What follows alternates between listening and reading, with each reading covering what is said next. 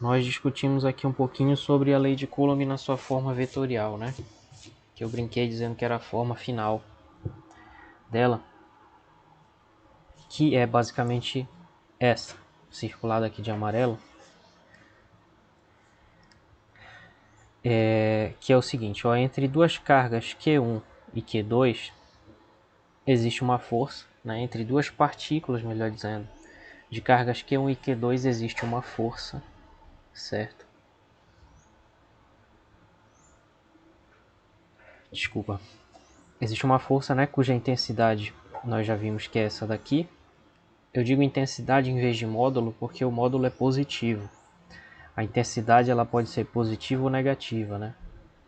Então essa intensidade aqui ela é positiva quando as cargas são ambas positivas ou ambas negativas, né? Que significa que elas têm o mesmo sinal. E aí nesse caso a força vai ser positiva aqui e elas vão se repelir. Então na forma vetorial o que a gente faz é introduzir esse R chapéu bem aqui, que nada mais é do que uma direção, um vetor direção, certo? Que vai ser o seguinte, a força sobre a carga 1 vai apontar para fora da carga 1 esse R chapéu.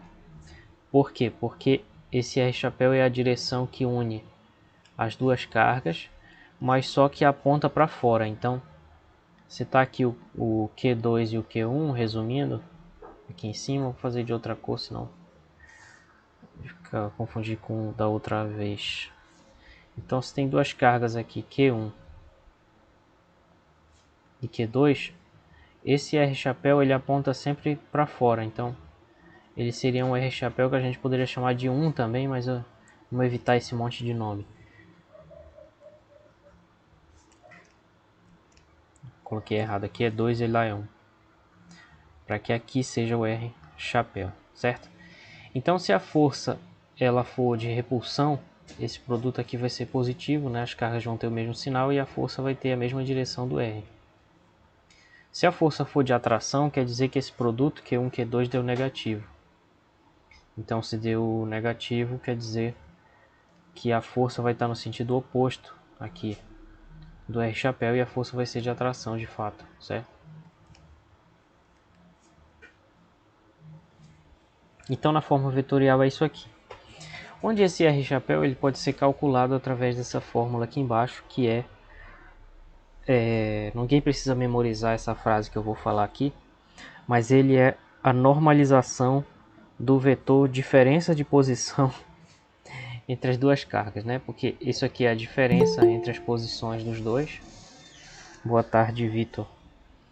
E esse R chapéu aqui, então, vai ser a normalização desse vetor, porque é esse vetor dividido pelo seu módulo, certo?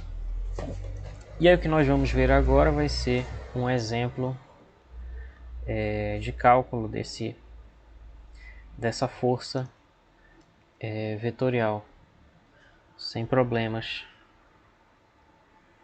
Muito bem. Então vamos fazer aqui um exemplo. Dadas as cargas Q1 igual a 2 microcoulombs, Q2 igual a menos 6 nanocoulombs, um exemplo parecido com o que eu passei da outra vez na outra turma, que está lá no site disponível para vocês verem as provas anteriores, gabarito, etc.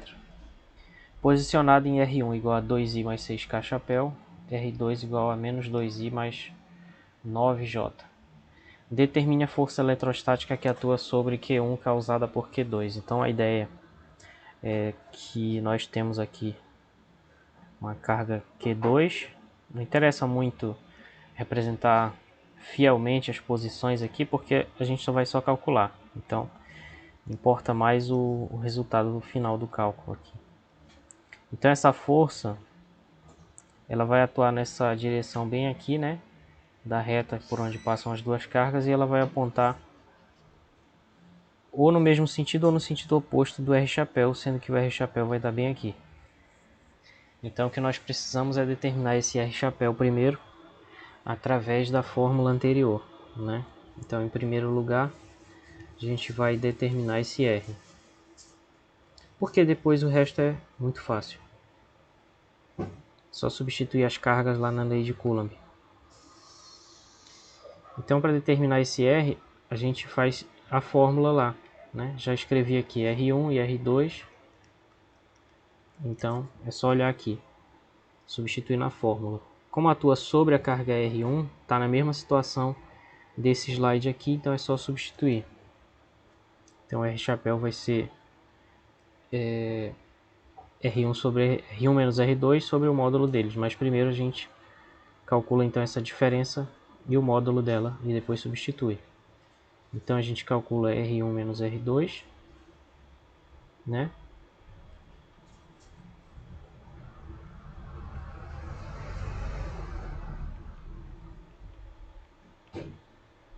Então R1 ali vai ser 2i mais 6k, menos R2 que é menos 2i mais 9j,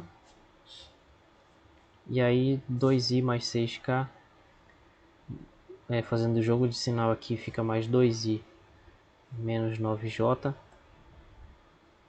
e aí 2i mais 2i dá 4,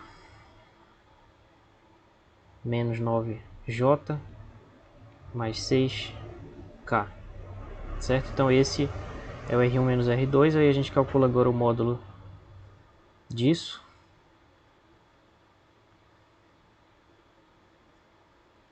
que vai ser então raiz quadrada de 4 ao quadrado, mais menos 9 ao quadrado, mais 6 ao quadrado, né? Que é raiz de 16, mais 81, mais 36, 12, 13, 10, 133, eu acho.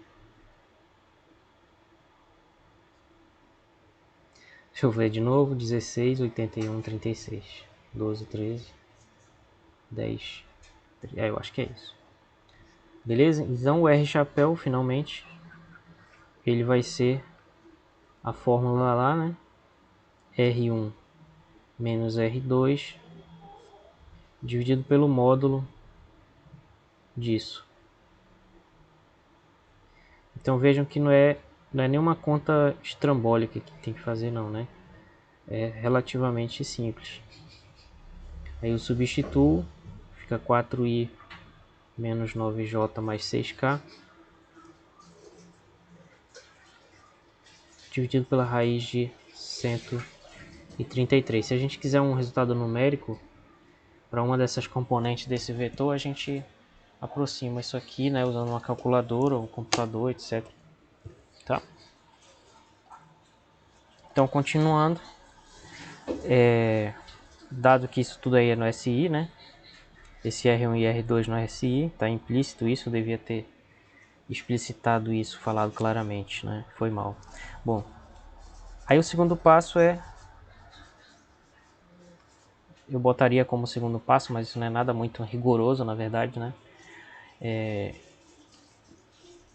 Escrever Q1 e Q2 no SI.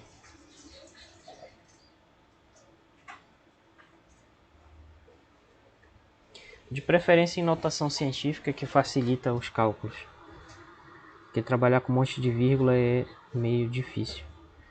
Então, Q1 é 2 microcoulombs, né? E micro é 10 a menos 6.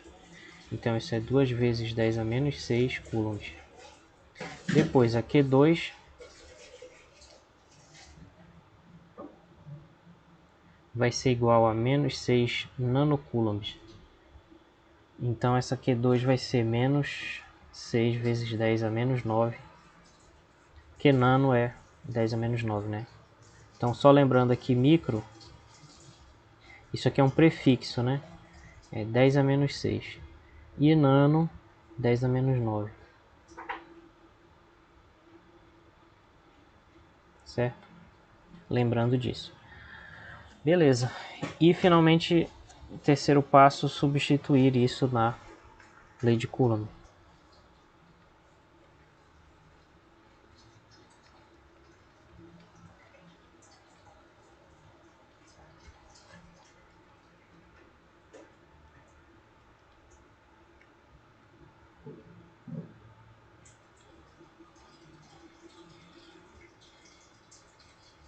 vetorial, obviamente, que é o que a gente está fazendo, né?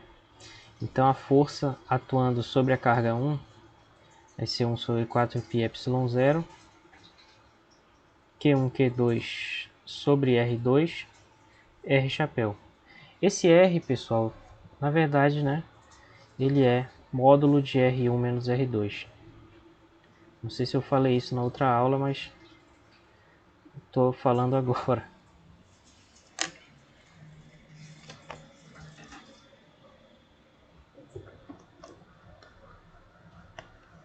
Muito bem.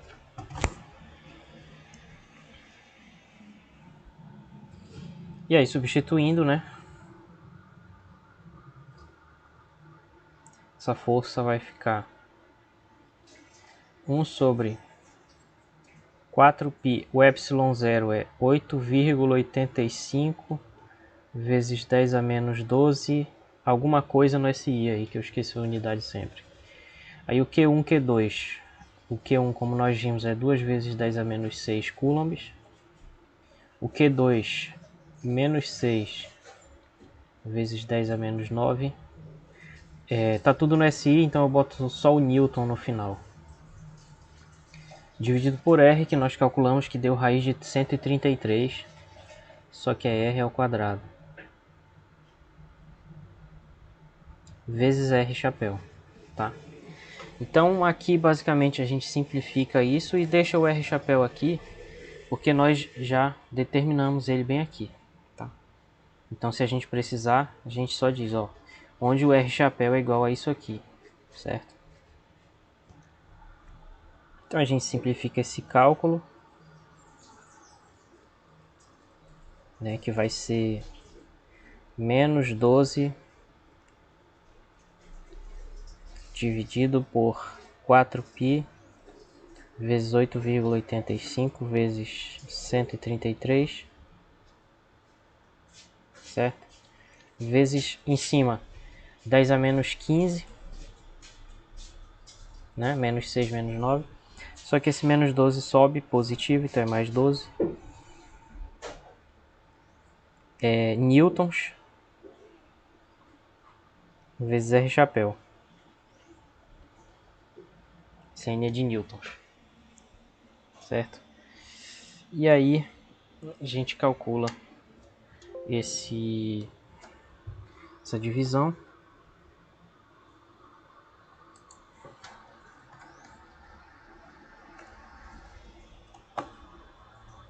É a primeira vez que eu uso a calculadora aqui do Windows 10.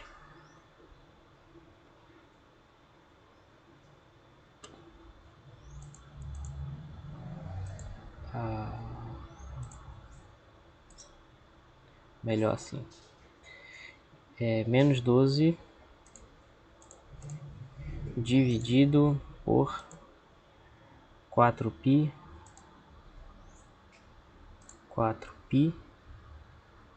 vezes,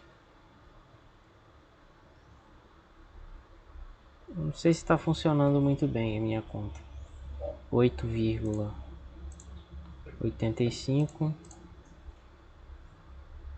vezes 133. Se vocês perceberem que eu errei aí, me avise, que eu não estou achando 4 bem aqui.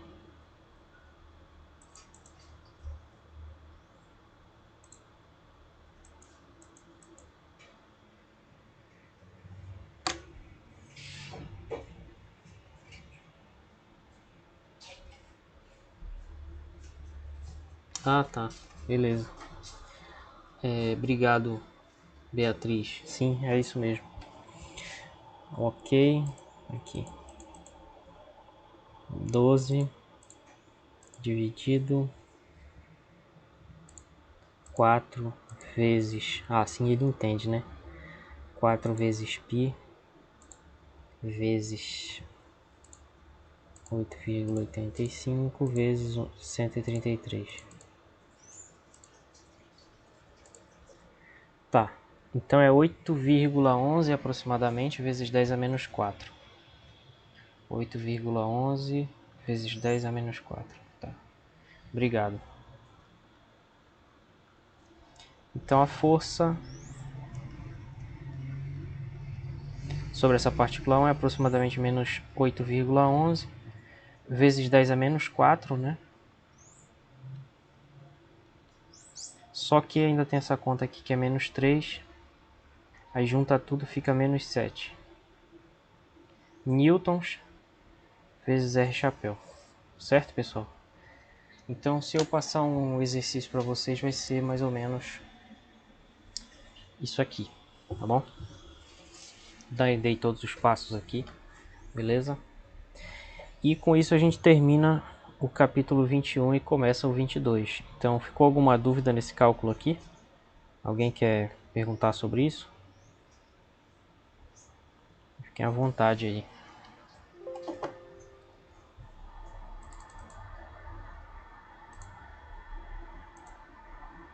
Não? Se tiver, é só falar, que agora eu vou começar outro assunto. Tá bom?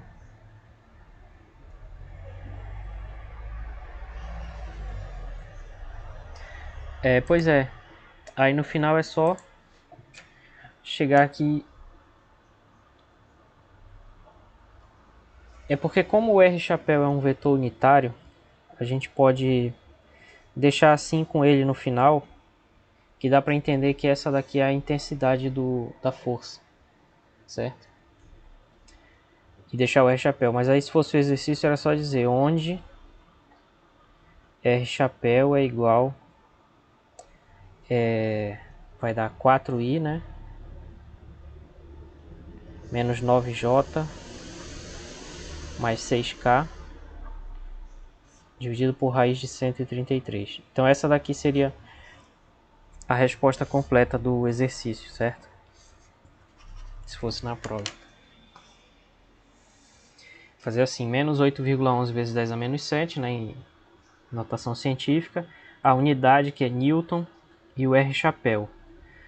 Onde R chapéu é igual a isso aí. Ou então pode colocar mesmo, né, substituir bem aqui esse R chapéu. Eu não vejo diferença. Tanto faz. Certo? Então tá bom. Se tiver qualquer... de nada. Se tiver qualquer outra coisa, fiquem à vontade. Muito bem.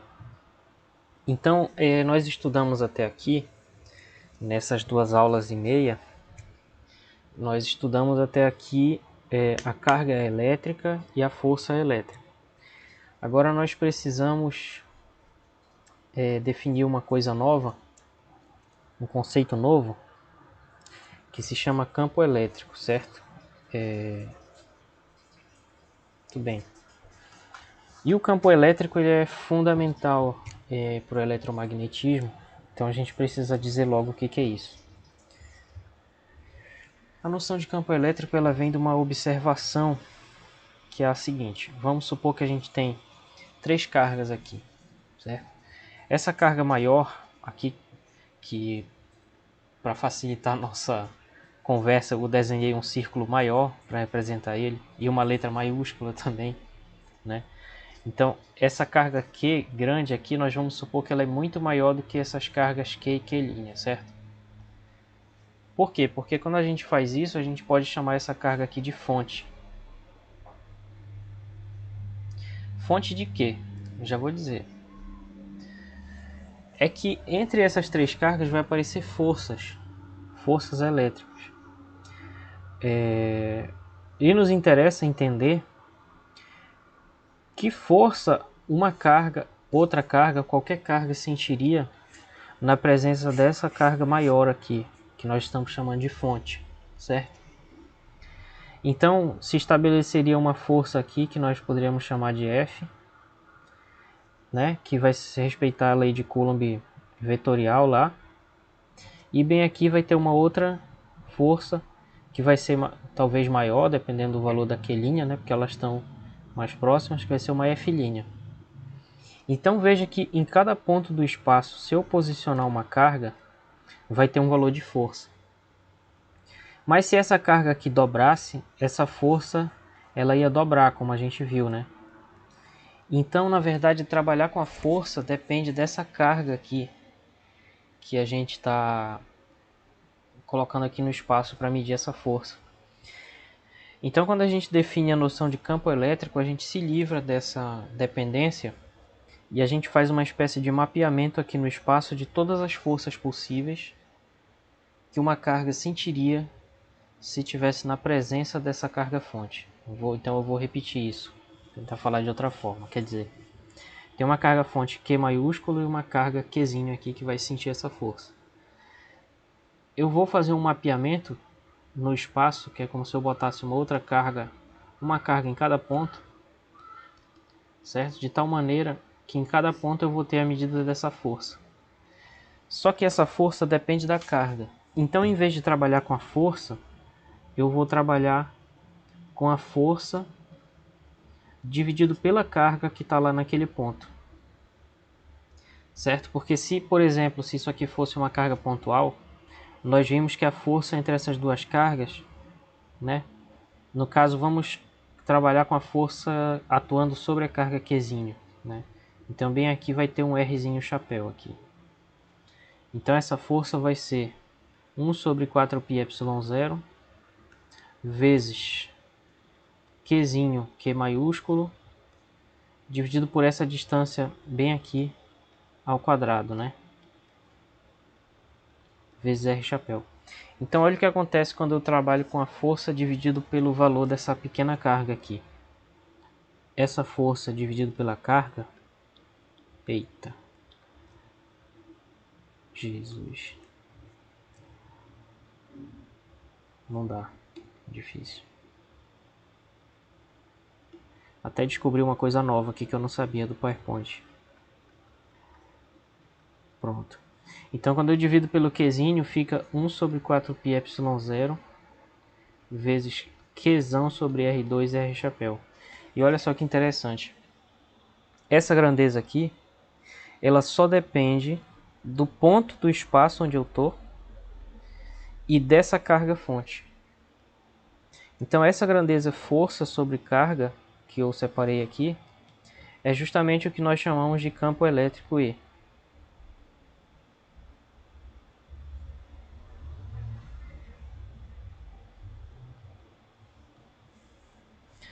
Certo? Porque, por exemplo, nesse caso aqui da carga pontual, isso aqui é um exemplo, né?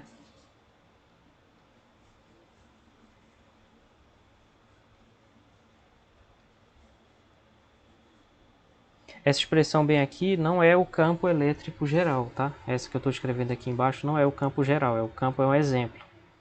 É o exemplo do campo da carga pontual.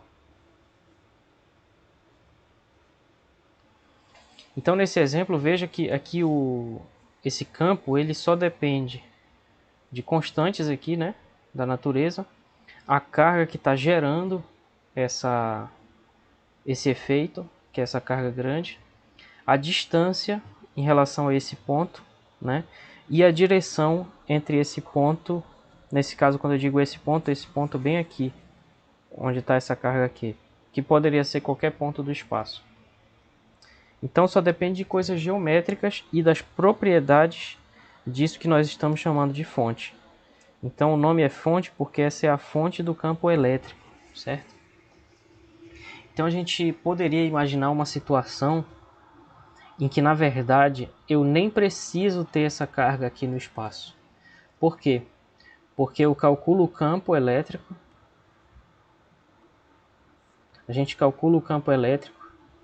aí depois a gente coloca uma carga aqui no espaço e aí a gente vai medir a força. Como é que eu acho a força? É só eu passar a carga multiplicando. Então, quando eu tiver de fato uma carga aqui num ponto, aí eu encontro a força como sendo carga vezes campo. Então, introduzindo esse conceito de campo elétrico, eu sou capaz de medir o efeito que uma carga elétrica tem no espaço, sem precisar de outras cargas no espaço para medir uma força entre as duas. Certo, pessoal? Deu para entender mais ou menos essa primeira ideia? Alguma questão, alguma dúvida em relação a isso?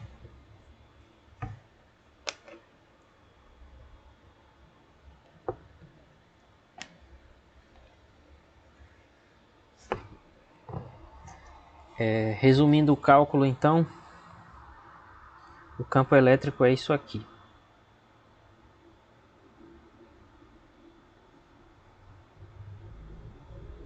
Certo? Essa é a definição mais geral que a gente tem de campo elétrico, onde essa carga Qzinho seria uma carga teste. Então o campo elétrico é a divisão entre a força que essa carga teste sente e o próprio valor dessa carga. Quando a gente divide esses dois, a gente tem o campo. E curiosamente esse campo não vai, portanto, depender dessa carga teste. Esse que é o interessante. Isso é como se fosse uma espécie de densidade de força. É uma força por unidade de carga medida em todo o espaço, certo? Então, como nós vimos ali, para uma carga pontual, o que nós vamos ter é o seguinte: a gente tem aqui uma carga fonte, que eu chamei de Q maiúsculo, aqui uma carga teste Q,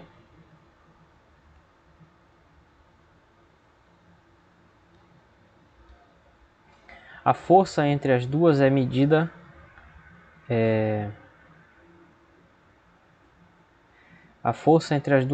bem aqui na carga teste, né? E essa força é o que nos dá então o campo elétrico, através dessa expressão. Então o campo elétrico é força sobre carga. E essa força é dada pela lei de Coulomb.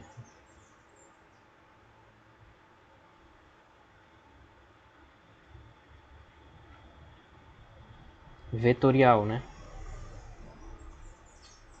Na sua forma vetorial, porque na sua forma escalar ela não tem como responder esse problema.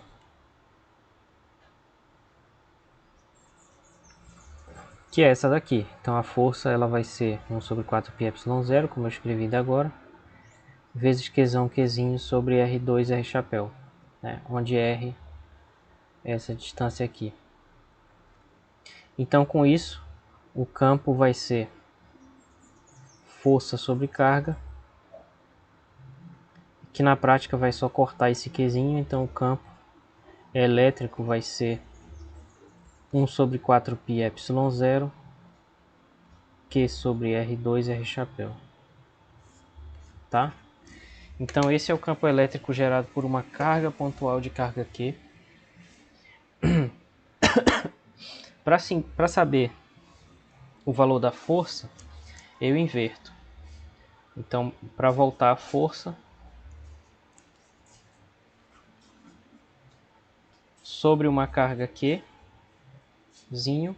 né, a força vai ser campo calculado na posição onde essa carga está, vezes a carga.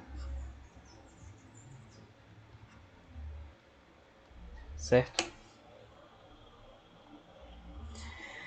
Então, nós vamos partir daqui para estudar sistemas cada vez mais elaborados de cargas, né? A gente parte da lei de Coulomb e através do conceito de campo elétrico a gente consegue estender isso para outros sistemas que não sejam cargas pontuais, como nós vamos ver nessa aula e na próxima. Então vamos discutir mais um pouco o que significa esse campo elétrico de uma carga pontual. Bem aqui a gente tem um exemplo que tem uma carga positiva aqui mais Q, pontual, mas a gente está representando por uma esfera porque a gente não consegue desenhar pontos, né? É impossível desenhar um objeto sem comprimento, altura nem profundidade. E aí tem os valores desse campo elétrico aqui em vários pontos do espaço, certo? Então,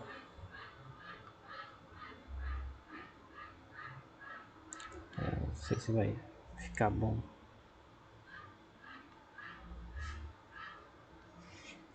Acho que dá para ver bem esse verde, né? Tanto no fundo branco como no preto aqui. Muito bem, pessoal. Então esse campo, como nós acabamos de ver, ele vai ser 1 sobre 4πε0 vezes uma carga positiva mais Q sobre R2 R chapéu. Então o que é esse R chapéu? Vamos supor então que a gente colocou essa carga mais Q aqui na origem dos eixos Então esse R chapéu ele vai ser apenas o versor lá das coordenadas esféricas, ou seja, ele é um vetor que em cada ponto ele aponta para fora do ponto central, certo? Então o R chapéu vai estar assim, e ele vai ter o mesmo tamanho em qualquer ponto do espaço e vai apontar sempre para fora. Isso é o R chapéu, não é o campo. Boa tarde, Ronaldo, certo? Então esse aqui é o R chapéu. Beleza. E o campo elétrico ele vai estar paralelo ao R chapéu, porque veja que isso aqui é vetor, né? Isso aqui também é vetor.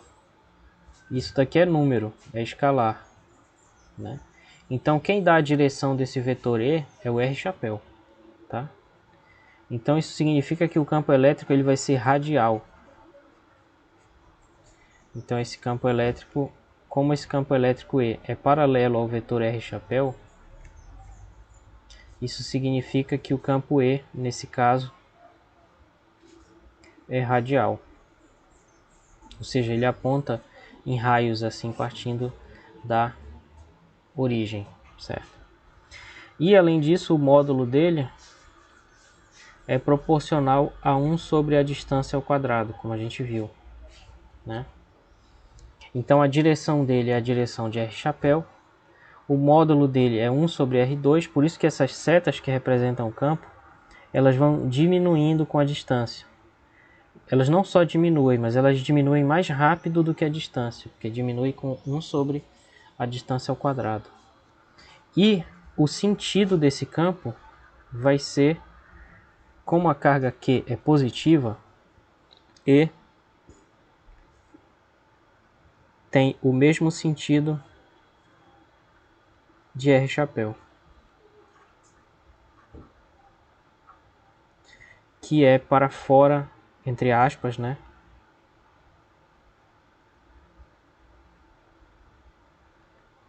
da carga, certo?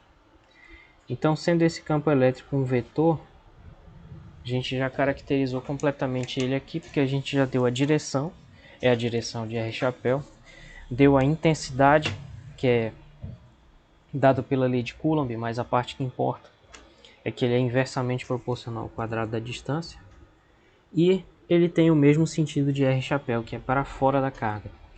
Essas aqui são as características do campo elétrico gerado por uma carga pontual positiva, certo? Mais que positiva. Uma carga pontual mais que positiva.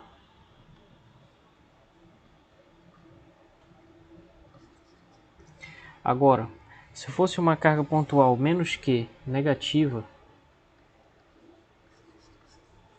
o campo elétrico ele vai ter basicamente as mesmas propriedades, exceto pela questão de que o sentido dele vai mudar, certo? Então agora o campo elétrico é dado pela mesma expressão, 1 sobre 4πε0, mas a carga mudou, é menos que, uma carga negativa aqui, sobre R2 e R chapéu.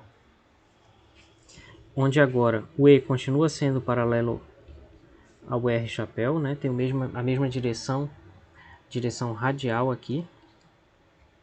O módulo dele continua sendo proporcional ao inverso da distância ao quadrado, então a sua intensidade também vai diminuindo, quer dizer, ó, as setas aqui, à medida que a gente vai se afastando, essas setas representam um campo, elas vão diminuindo, certo? E finalmente, E tem um sentido oposto a R chapéu, então E e R chapéu têm sentidos opostos.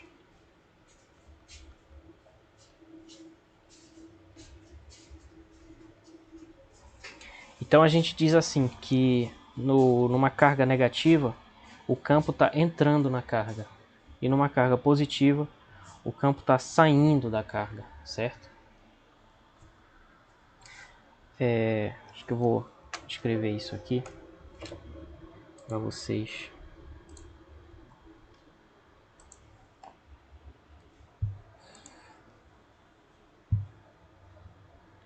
Certo? Então, resumindo aqui, se a carga é positiva,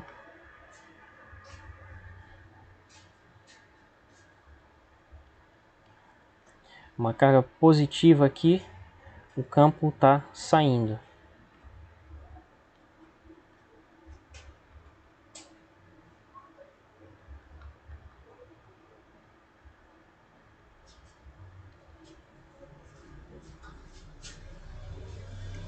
E se for uma carga negativa, o campo elétrico está entrando, entre aspas, na carga porque ele aponta na direção da carga fonte.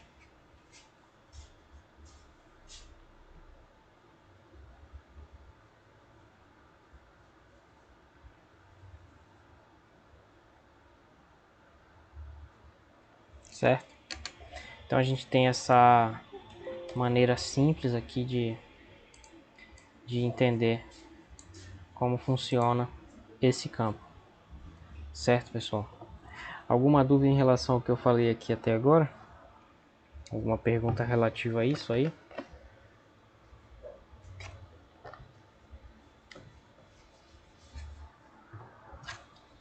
Se houver, fique à vontade, tá? Porque uma vez que a gente já falou qual é o campo de uma carga, seja ela positiva ou negativa, agora a gente precisa usar isso como uma espécie de bloquinho fundamental para a gente construir outras situações, né? Através de um critério.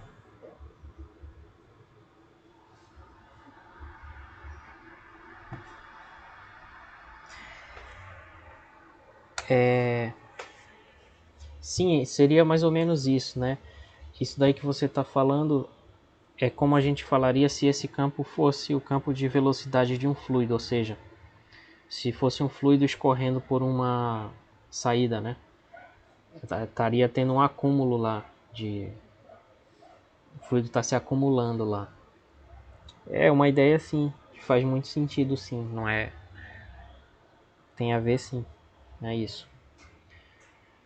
É porque na verdade a gente só tem que saber diferenciar, né? Porque bem aqui esse campo ele não é exatamente uma coisa que está entrando ou que está saindo da carga. São setas que representam grandezas, né?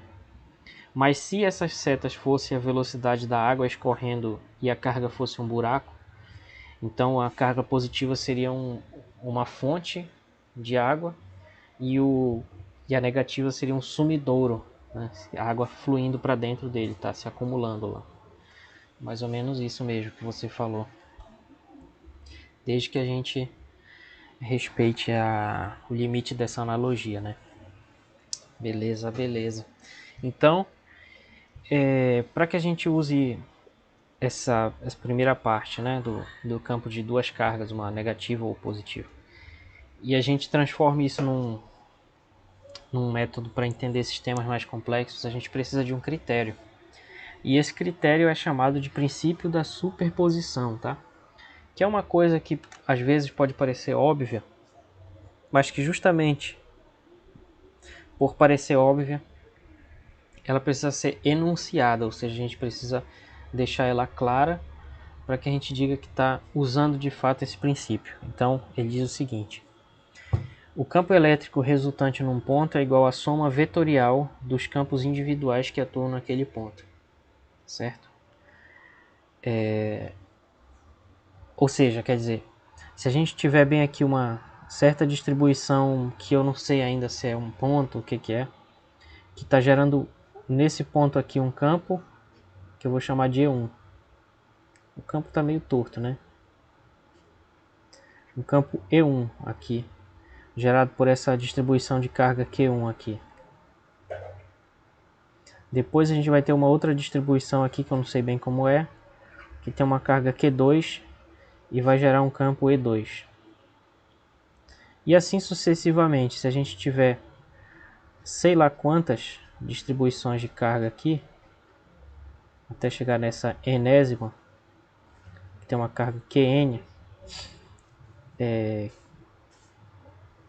eu desenhei na posição errada.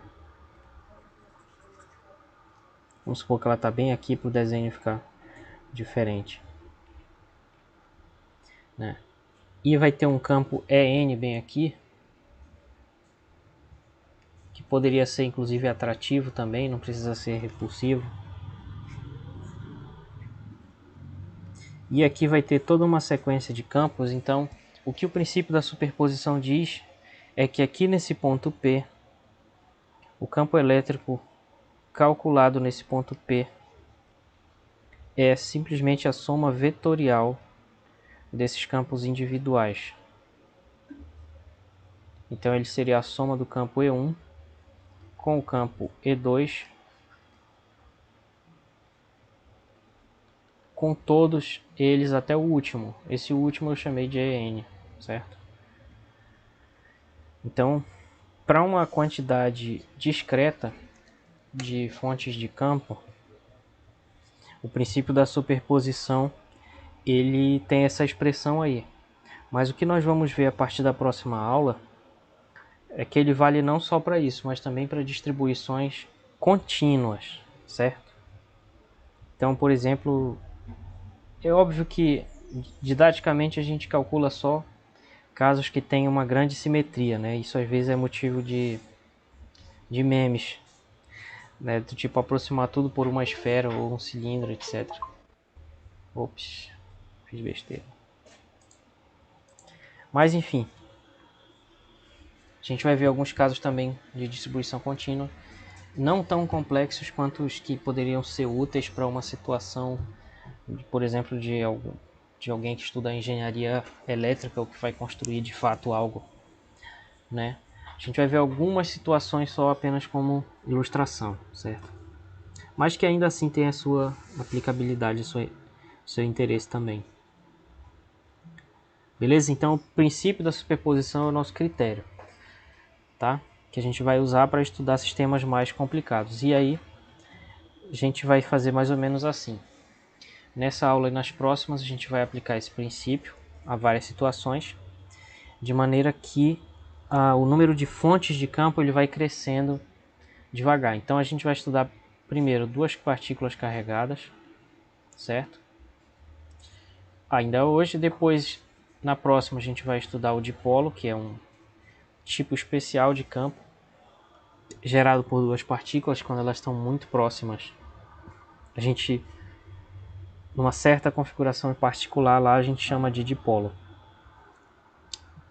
Depois, se for um número qualquer de cargas pontuais, que basicamente é a expressão que eu acabei de escrever no slide anterior, né? E a gente vai ter um vislumbre aqui de distribuições contínuas em uma dimensão e em duas dimensões também, certo? Então é isso que a gente vai fazer nesse capítulo 22, basicamente. Então, começando esse processo aqui, vamos falar sobre duas partículas carregadas. Então tem duas situações distintas para a gente lidar, né? Quando a gente tem duas cargas, pode ser que elas tenham o mesmo sinal ou sinais opostos.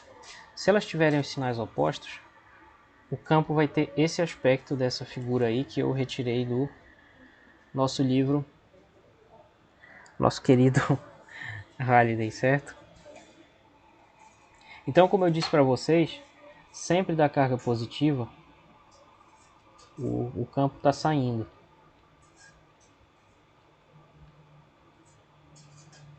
E sempre da carga negativa, o campo está entrando. Então, muito perto das duas, já dá para entender mais ou menos por que o campo tem esse aspecto aqui, né? Que está desenhado aí. Só que aí em pontos intermediários, o que a gente vai fazer? Por exemplo, nesse ponto bem aqui. O que a gente tem que fazer é o seguinte, ó.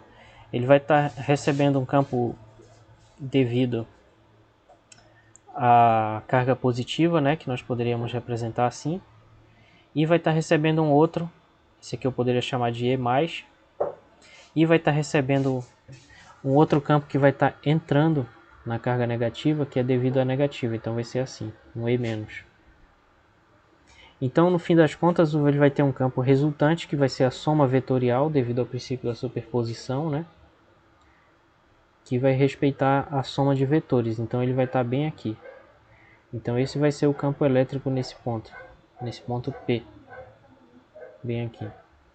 Então, se a gente for fazendo isso ao longo dos pontos do espaço, a gente percebe que o aspecto, né, desse campo tem que ser exatamente esse que está aqui na figura da direita. E como é que a gente entende essa figura? Ela é um resumo de todas as possibilidades de campo em todo o espaço, quer dizer, essas linhas são chamadas linhas de campo. Quando elas se aproximam, quer dizer que o campo é mais intenso. Por quê? Porque bem aqui, se elas estão mais próximas e aqui estão mais afastadas, quer dizer que as linhas de campo se espalharam e o campo se atenuou. Então a intensidade dele diminuiu. Esse sentido aqui da seta é o sentido do campo. Então se tem seta saindo, eu sei que bem aqui tem uma fonte positiva, de fato. E aqui embaixo, né, onde tem setas entrando, quer dizer que tem uma fonte negativa de campo. E nos pontos intermediários ele vai ter esse aspecto aqui saindo da positiva e indo para a negativa o campo, né? E para chegar a essa conclusão a gente teria que fazer um estudo semelhante a esse que a gente fez nesse ponto P aqui, né? Aliás, usando um software, talvez tenha um jeito mais simples de ver isso.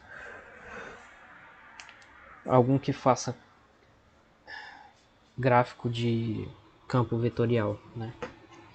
Como por exemplo o programa chamado Wolfram Matemática.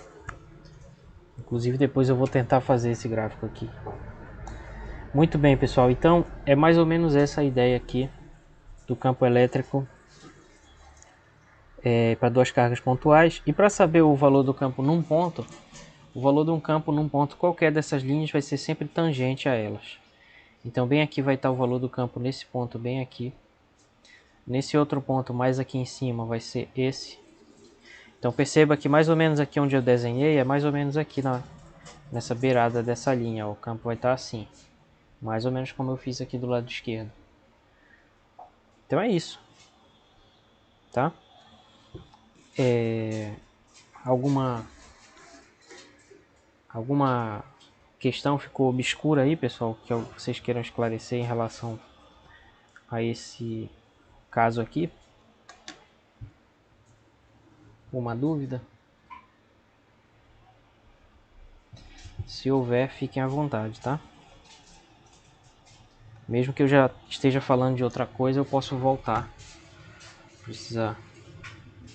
Enfim. Agora vamos ver um exemplo aqui, que eu vou passar um exercício parecido para vocês com esse aqui.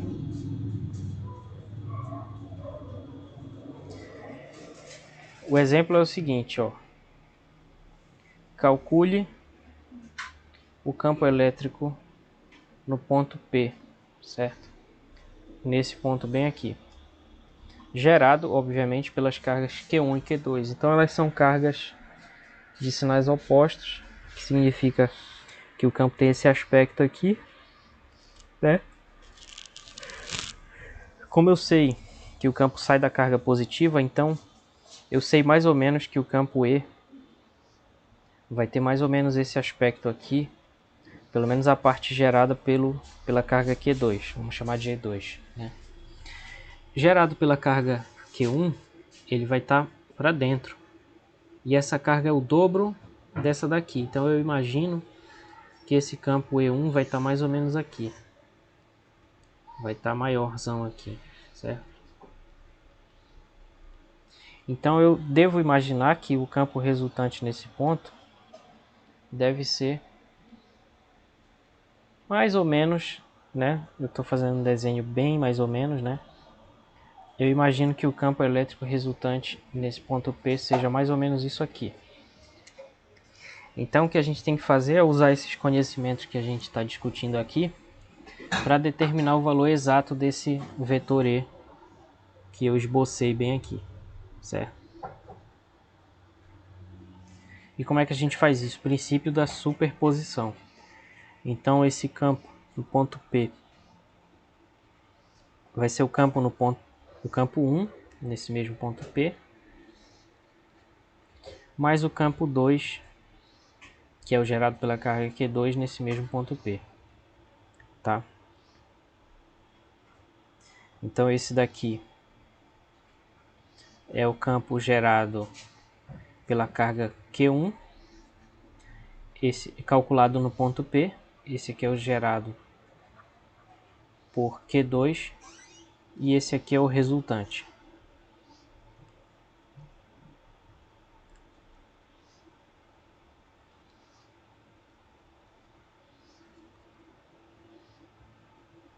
Certo? Muito bem. Então vamos lá.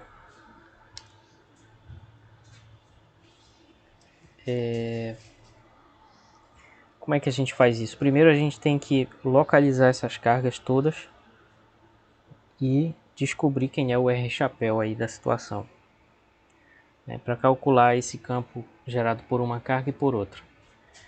Então o R1 aqui dessa primeira carga, aqui eu estou dizendo que é 1 e está no eixo Y, então vai ser J-chapéu. A posição dessa carga Q2 está no menos 1 também no eixo Y, então vai ser na posição R2 igual a menos J-chapéu.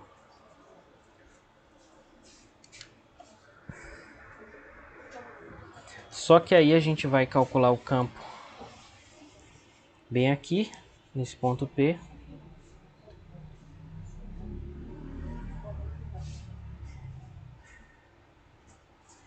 Então, acho que eu não escolhi um bom exemplo porque eu vou ter que falar uma coisa que eu não falei ainda. Que o exemplo que eu dei da carga pontual, a carga fonte está na origem. Esse aqui não está na origem, mas tudo bem, vamos lá. Quando a carga não está na origem, o campo vai ser o seguinte. O campo num ponto R vai ser 1 sobre 4πε0 vezes a carga fonte, vamos chamar de um campo EJ. A carga fonte QJ dividido pelo raio R ao quadrado R chapéu, onde agora esse R chapéu vai estar da seguinte forma.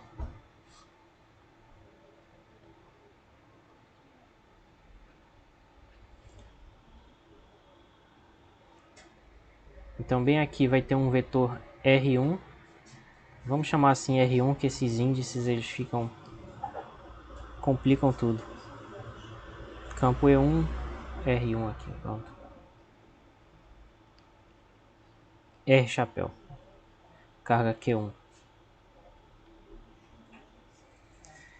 E bem aqui é uma posição R, que é onde a gente vai, um ponto P onde a gente vai calcular esse campo. Boa tarde, David. Certo? Então, o que a gente vai fazer aqui é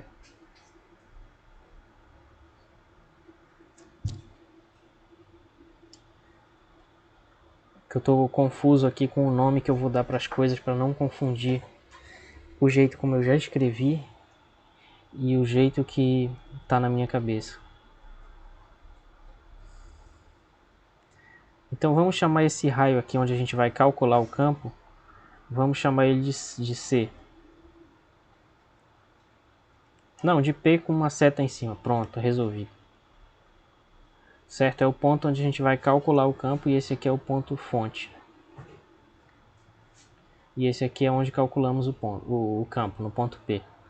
Então bem aqui vai ter o R chapéu, vai estar nesse sentido, ó, tá? Então o R ele vai ser o módulo de R1 menos P e o R chapéu vai ser R1 menos P, ou melhor, P menos R1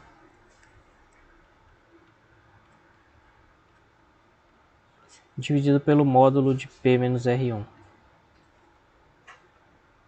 ou seja, R, né? Tá? Então é isso que a gente tem que calcular para a carga 1 e para a carga 2. Certo, pessoal? Eu acabei me confundindo um pouco aqui, então se ficou obscuro alguma coisa, vocês podem perguntar, fiquem à vontade. Alguma coisa aí vocês não entenderam desse último slide?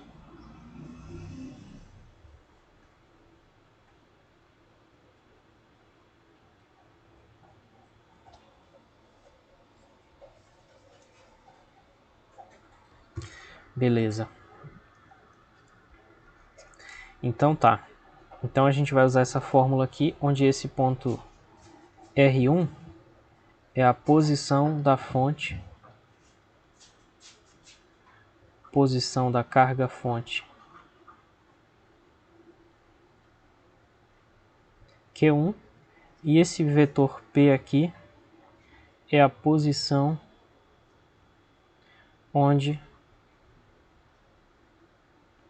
estamos calculando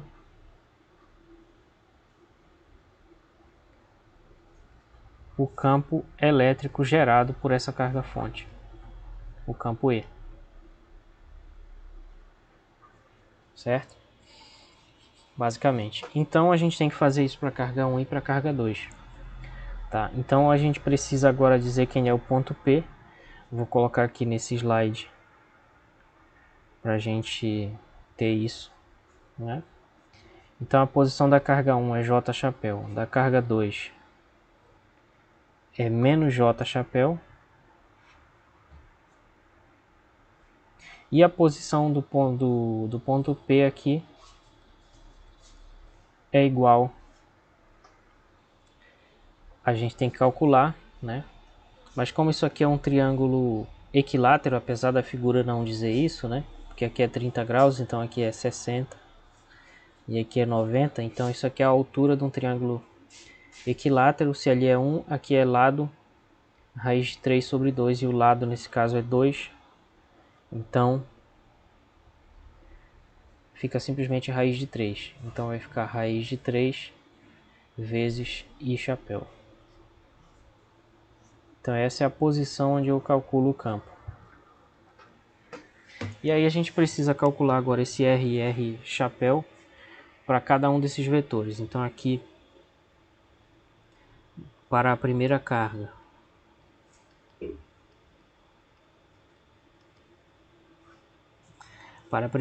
vai ficar assim, né? R1, ou melhor, P menos R1 vai ser raiz de 3 I chapéu menos R1, que é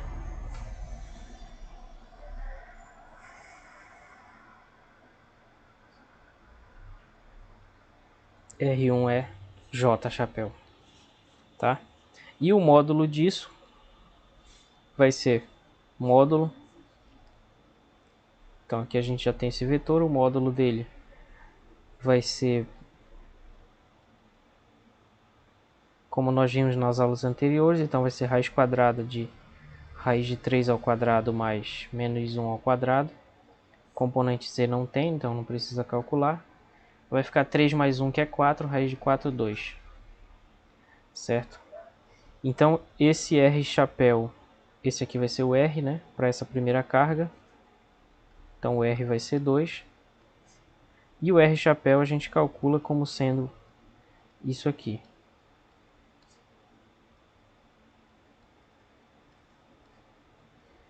Então vai ser raiz de 3i menos j sobre 2. Então esse vai ser o R e o R chapéu para a primeira carga. Tá? Então a gente já pode calcular o campo elétrico gerado pela primeira carga lá naquele ponto P. Certo? Então o campo E1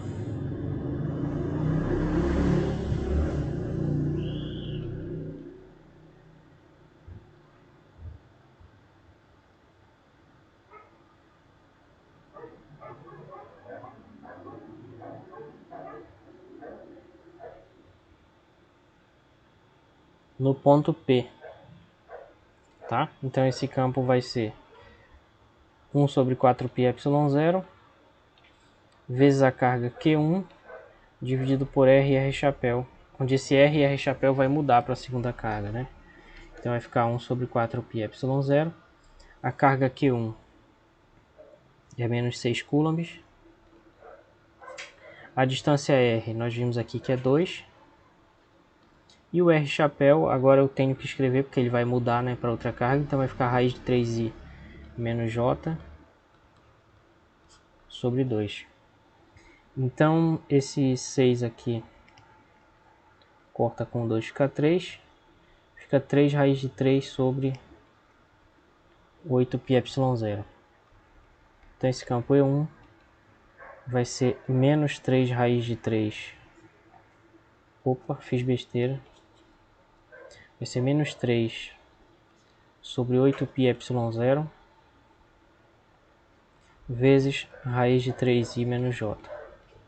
Então esse vai ser o campo E1 no ponto P. Agora, para calcular o campo E2, a gente precisa calcular o R e o R chapéu para a segunda partícula. Ainda tem mais aqui. Certo? Então, para a segunda partícula,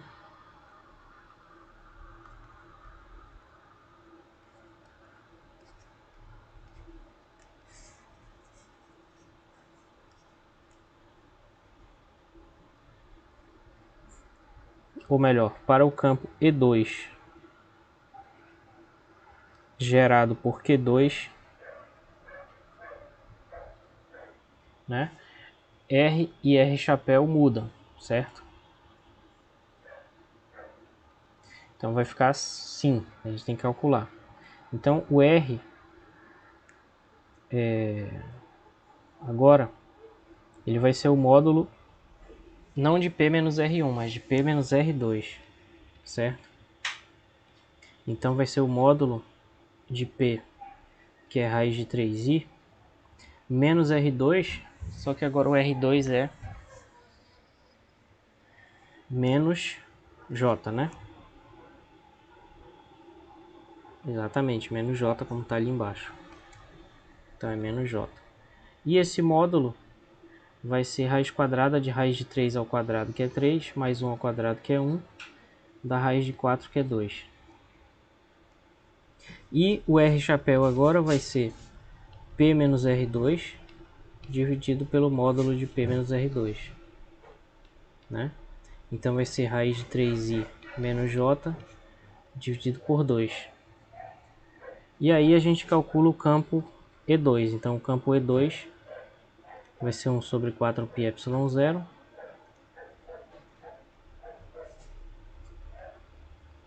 vezes a carga Q2 dividido por R e R chapéu, onde esse R e R chapéu mudaram aqui, como a gente percebeu.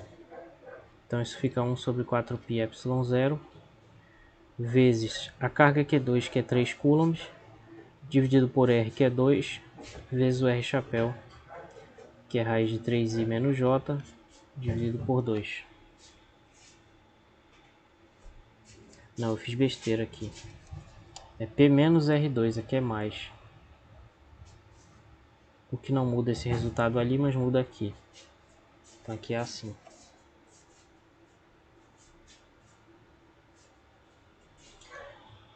Tá? Então 4 vezes 4, 16, fica 3 sobre 16. Então o E2 vai ser 3 sobre 16πε0 vezes raiz de 3i mais j. Certo, pessoal? E a gente quase conclui assim. Já temos o campo E2, que é esse, o campo E1, que é esse aqui. Para calcular o campo no ponto P, a gente tem que somar agora esses dois vetores. Certo?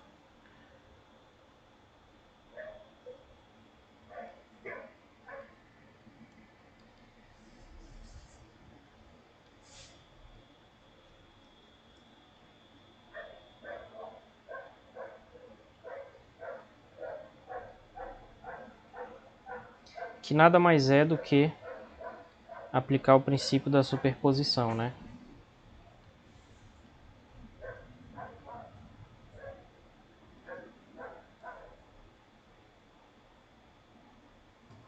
Então o campo E no ponto P vai ser o campo E1 calculado nesse ponto P, mais o campo E2 calculado nesse mesmo ponto P.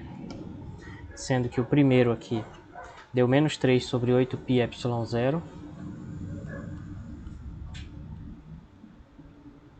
vezes raiz de 3i menos j, mais o campo E2, que deu 3 sobre 16πε0, que eu vou escrever assim, meio vezes 3 sobre 8πε0, né, para facilitar a soma, de raiz de 3i mais j. Tá? Então, botando esse 3 sobre 8πε0 em evidência,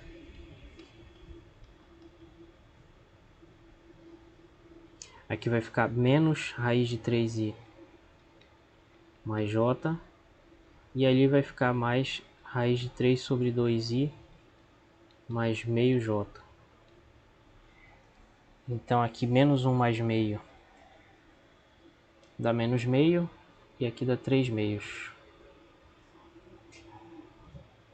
Então vai ficar 3 sobre 8πε0 vezes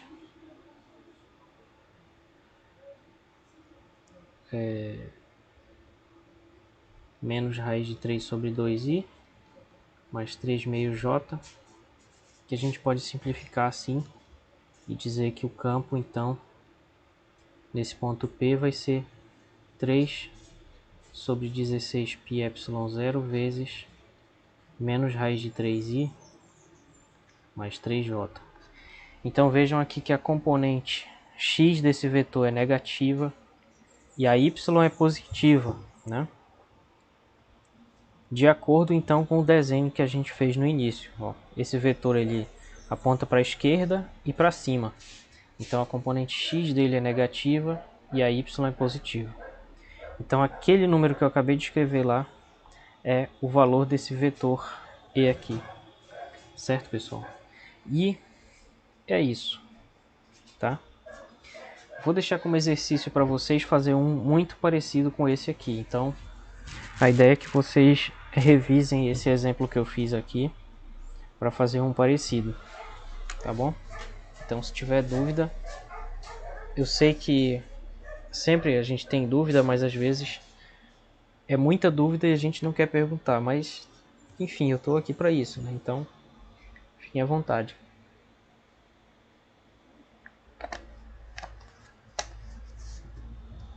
Bom, e então para duas cargas com sinais iguais, que a gente desenhou aqui duas positivas, mas poderia ser duas negativas também. As cargas elas vão se repelir, né? Quando elas têm sinais iguais. Então, próximo das duas vai ter um aspecto semelhante a não ter nenhuma. Essas cores depois não ficam legais no vídeo. Então, se eu colocar duas positivas aqui, né, numa região perto das duas, não vai fazer muita diferença a outra, certo?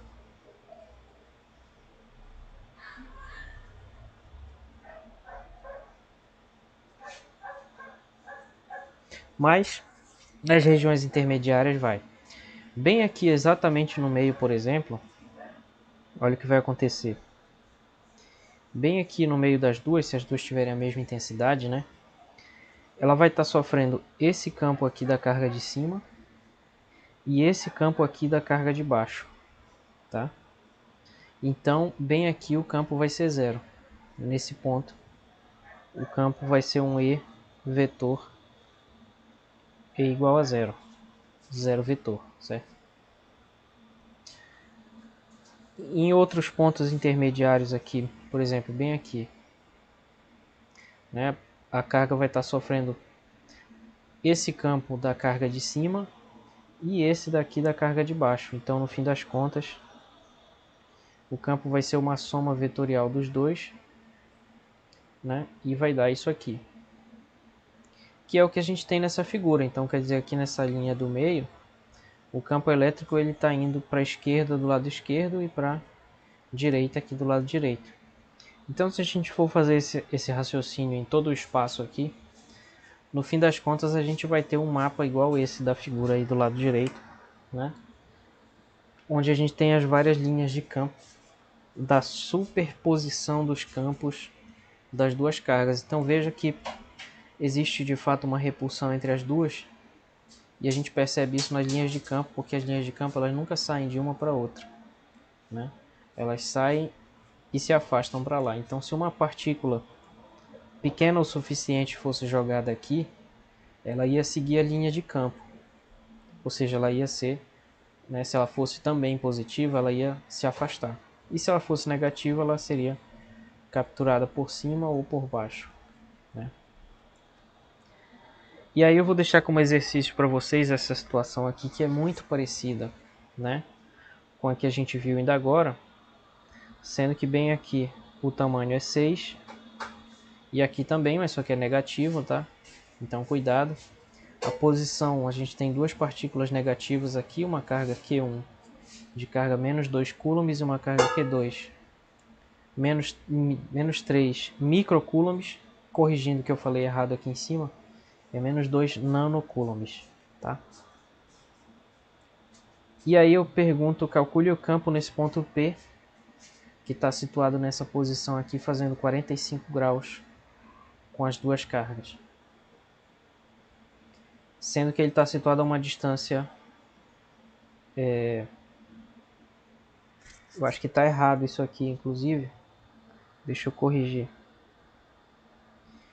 Não tem como ele fazer 45 graus e estar nessa posição aqui. Isso é impossível. Certo?